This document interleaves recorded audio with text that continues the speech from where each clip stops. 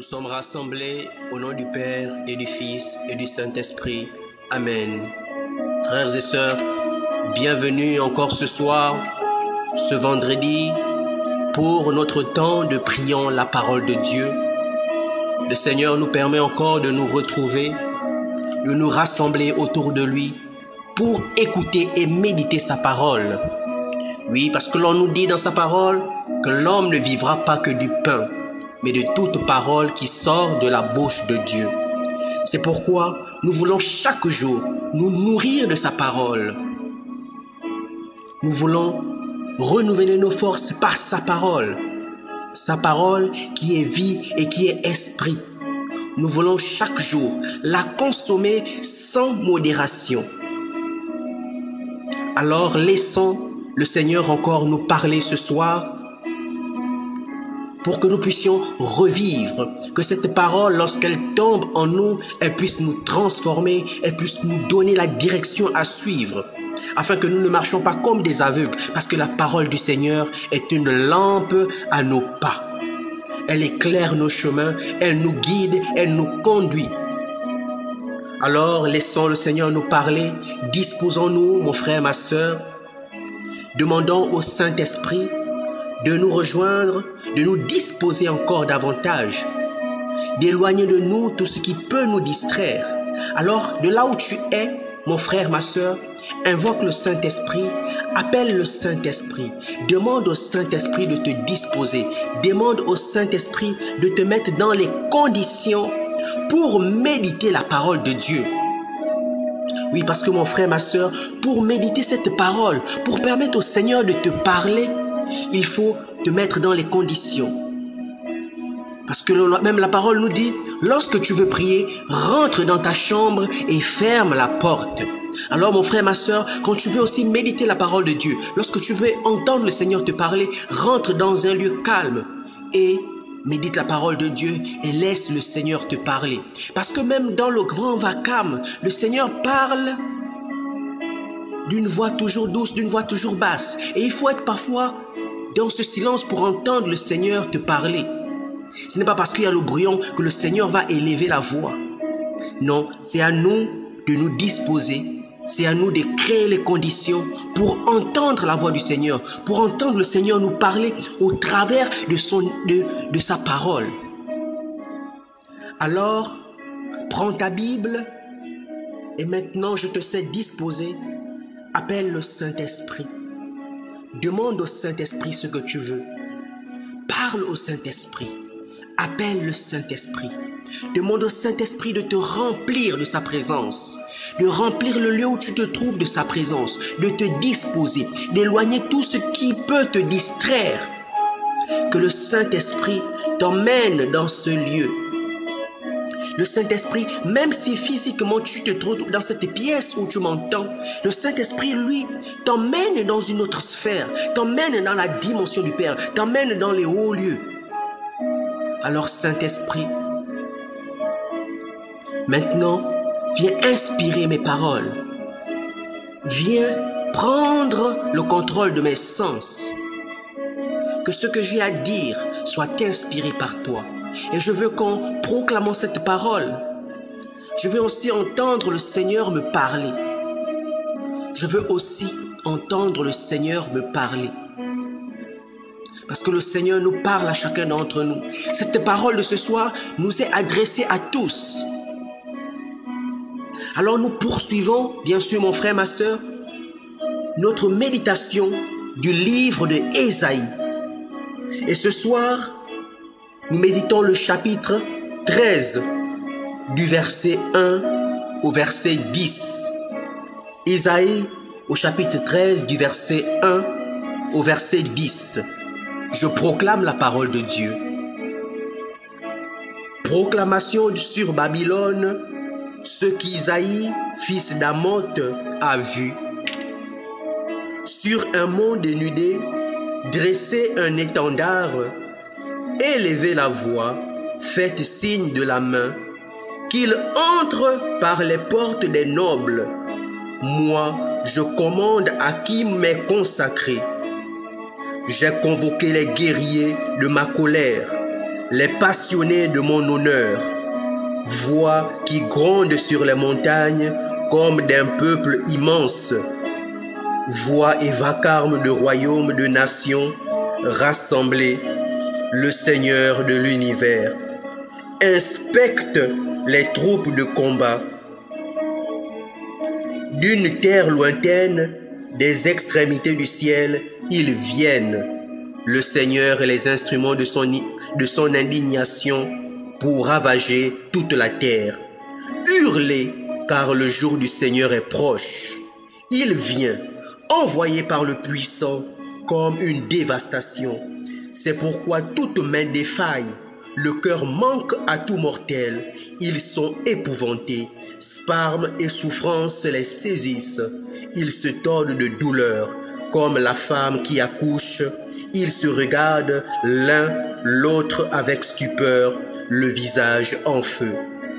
Voici venir, implacable le jour du Seigneur, la fureur et l'ardente colère pour faire de la terre un lieu désolé, pour en supprimer les pécheurs.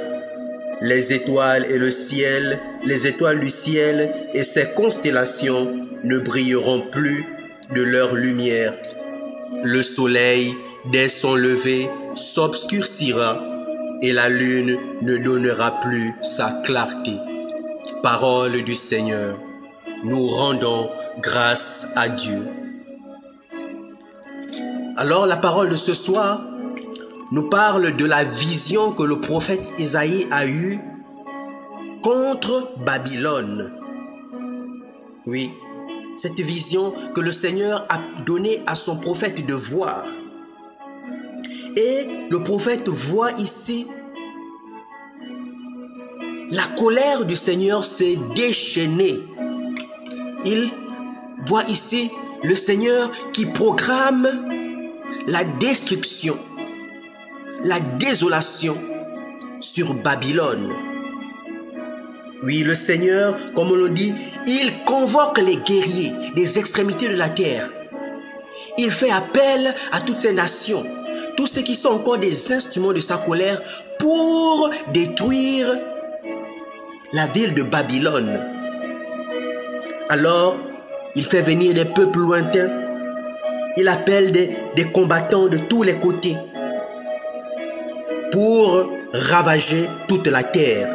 Et alors, tous les habitants hurleront. Ils hurleront. Ils seront pris de frayeur. Ils seront pris de panique. Ils seront saisis de souffrance, mon frère, ma soeur.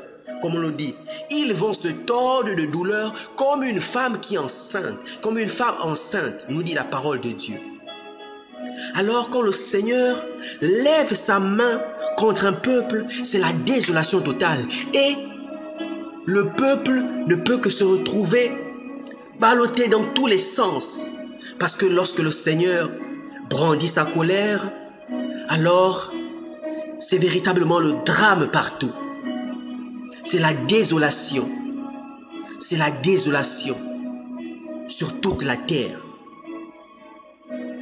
Et on nous dit, voici venir implacable le jour du Seigneur, la fureur et l'ardente colère, pour faire taire la terre, pour faire de la terre un lieu désolé. Alors, oui mon frère, ma soeur, on voit comment le Seigneur fait venir sa colère, son ardente colère et sa fureur sur Babylone. Et cette terre, mon frère, ma soeur, ne sera plus qu'une terre désolée, où il n'y aura plus rien. Tout sera rasé, tout sera anéanti. Et on nous dit, mon frère, ma soeur, que les étoiles du ciel et ses constellations ne brilleront plus. Oui, les étoiles qui sont censées briller, elles ne brilleront plus. Il n'y aura plus de lumière. Donc ces étoiles-là ne produiront plus aucune lumière. Et on nous dit que le soleil, dès son lever, s'obscurcira. Oui, mon frère, ma soeur, le soleil deviendra sombre. Quelle vision apocalyptique de voir le soleil qui est censé nous éclairer. Le Seigneur nous dit que dès le lever, dès le lever, dès que le soleil sort, tout s'obscurcit, tout devient noir. Et la lune ne donnera plus de clarté. Ni le soleil, ni la lune, plus rien ne produira la lumière. Ce sera les ténèbres sur la terre. Ce sera la désolation. Oui, l'armée du Seigneur, qu'il fera venir des pays lointains, fera vivre une désolation sur la terre de Babylone. Alors mon frère, ma soeur, Babylone ce soir, c'est peut-être toi, c'est peut-être moi. Voilà ce que le Seigneur se décidera de faire tant que l'on ne restera pas, tant que l'on ne cherchera pas à marcher, à observer les commandements du Seigneur. Parce que l'on nous dit, oui, ce jour-là, le jour du Seigneur viendra. Le jour du Seigneur viendra, mon frère, ma soeur. Il viendra. Alors, ne te dis pas que le Seigneur, il est tellement bon. Oui, le Seigneur est bon. Le Seigneur est miséricordieux.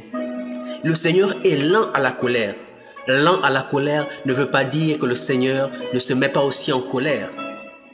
Parce que le Seigneur est tellement aimant et pour pouvoir souvent ramener son peuple sur le droit chemin, il est obligé de laisser parler sa colère. Alors ne soyons pas comme ces enfants qui pour revenir sur le droit chemin, le Père a besoin d'exercer sa colère. Le Père a besoin de frapper, de châtier, de faire tomber sur nous toutes sortes de punitions. Alors, mon frère, ma soeur, c'est le moment aussi pour nous que cette vision qu'un prophète, ou comme le prophète Isaïe peut avoir sur nous, ce n'est qu'une vision qui va s'accomplir certainement si l'on demeure dans la faute, si l'on continue de poser des actes qui n'honorent pas le Seigneur. Alors tout comme les prophètes, tout comme le Seigneur a utilisé le prophète Isaïe, le Seigneur utilise encore des prophètes de nos jours pour nous avertir. Alors mon frère, ma soeur, soyons attentifs. Soyons attentifs. De même, de par sa parole, le Seigneur nous parle. Mais le Seigneur aussi, encore de nos jours, continue d'utiliser des prophètes pour nous avertir, afin que nous puissions revenir sur le droit chemin. Pour ne pas que le Seigneur laisse tomber sur nous, laisse s'abattre sur nous sa colère, sa fureur, afin que notre terre, que notre vie ne devienne pas désolation. Nous bénissons le nom du Seigneur parce que c'est un Père tellement aimant que avant de laisser éclater sa colère, il nous prévient toujours, il nous avertit toujours. Et alors c'est l'occasion de mieux se comporter, de corriger nos voies, de nous laisser guider par la voix du Seigneur. Alors Saint-Esprit, permets-nous que nous puissions être attentifs à la voix du Seigneur, que nous puissions être attentifs à tes recommandations, à ta direction. Merci Saint-Esprit d'ouvrir nos oreilles et de nous permettre de comprendre le message que le Seigneur nous adresse ce soir. Ce message ne s'adressait hier à Babylone, mais ce message aussi nous est adressé ce soir, afin de corriger nos comportements, afin de corriger notre manière de penser, afin d'être droit et d'être juste, parce que le Seigneur est impartial. Le Seigneur est droit dans ses jugements. Parce que si le Seigneur laisse abattre sa colère sur toi, alors, sois-en sûr, c'est que tu l'as mérité. Et pour ne pas voir la colère du Seigneur s'abattre sur toi, mon frère, ma soeur, c'est le moment pour nous de marcher sur le droit chemin et de nous laisser conduire par la parole de Dieu qui est une lampe à nos pas. Merci Seigneur pour ton amour. C'est pourquoi Père, nous t'invoquons encore Seigneur, nous implorons ta miséricorde. Toi qui es un Père aimant, nous t'implorons Seigneur pour chacun d'entre nous, pour nos fautes au quotidien. Seigneur, si tu retiens les fautes, qui subsistera? Nous prions, Seigneur, nous venons encore nous immerger dans les profondeurs de ta miséricorde. Implorons encore la miséricorde de Dieu pour chacun d'entre nous. Mon frère, ma soeur, toi tu peux marcher, tu peux être sur le droit chemin, mais implore la miséricorde de Dieu pour cette personne, pour cette nation que tu vois s'éloigner des voies du Seigneur. Chaque jour, nous voyons des personnes, des nations se dresser contre le Seigneur. Se dresser contre le Seigneur. Mais le Seigneur est lent dans sa colère. Implorons le Seigneur pour qu'il ne laisse pas abattre sa colère sur chacun d'entre nous, sur notre frère qui parfois par ignorance, sur ces peuples qui parfois par ignorance vexe le Seigneur, blesse le cœur de Dieu. Alors de là où tu es, prie pour ta nation. Parce que de la paix de ta nation dépend aussi ta paix. Du bonheur de ta nation dépend aussi ton bonheur. Invoque le Seigneur. Invoque le Seigneur. Invoque la miséricorde de Dieu. Et prie aussi pour toutes ces personnes qui marchent, qui ne suivent pas les recommandations du Seigneur. Prie pour que la miséricorde de Dieu les touche et les transforme. Pour que nous aussi, nous soyons transformés par l'amour de Dieu. Que nous, en tant que chrétiens, sachions montrer l'exemple.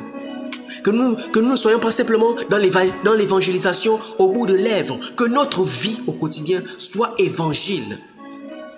Que notre vie, que lorsque l'on nous voit, que notre comportement reflète la parole de Dieu. Reflète Jésus. Alors Saint-Esprit, je veux être doux et humble de cœur comme Jésus. Que ma vie soit une imitation complète et fidèle de la vie de Dieu, de la vie de Jésus. Que ma vie soit une imitation fidèle de la vie de Jésus. Saint-Esprit, remplis-nous d'amour. Que nous soyons des instruments de paix, des instruments de bonheur, des instruments de charité. Que nous sachions faire la paix autour de nous. Que nous sachions manifester l'amour autour de nous. Parce que nous pouvons faire toutes choses, mais si nous n'avons pas l'amour, ce que nous faisons n'a aucune valeur. Alors cultivons l'amour autour de nous. Cultivons l'amour dans nos nations. Cultivons l'amour dans nos milieux professionnels. Cultivons l'amour dans nos familles. À cette ère où la violence parle plus fort que l'amour. La violence parle plus fort que l'amour. Alors, permettons à l'amour de parler. Permettons à l'amour de chanter. Permettons à l'amour de s'exprimer. Parce que le langage de l'amour transforme. Et quand l'amour parle, c'est la paix qui règne. C'est le bonheur qui règne. C'est la joie qui règne. C'est l'entente qui règne. C'est les ponts qui sont construits et non des barrières. Béni soit le nom du Seigneur. Loué soit Jésus. Loué soit Jésus. Loué soit Jésus. Alors, nous voulons encore inviter chacun d'entre nous à prier pour tous ces élèves qui sont en classe d'examen. Pour ceux qui ont déjà passé l'examen et qui, dans certaines nations, au Gabon par exemple, vont recevoir les résultats demain. Nous prions pour ceux qui vont passer le baccalauréat, ceux qui passent le BPC. Que le Saint-Esprit de Dieu soit sur eux, qu'il renouvelle encore leur intelligence. Et que toute manœuvre de l'ennemi soit nulle et sans effet. Que tous ceux qui soient placés dans les salles de classe, dans les rues, soient nuls et sans effet au nom de Jésus. Et qu'en cette période de vacances, que le sang de Jésus-Christ recouvre nos chemins. Que le sang de Jésus-Christ coule sur les véhicules, couvre sur les chemins que nous allons emprunter. Pour nous déplacer, pour aller rencontrer les voisins, pour aller rencontrer les frères, pour aller rencontrer les sœurs, pour aller rencontrer les parents, pour passer du temps ensemble.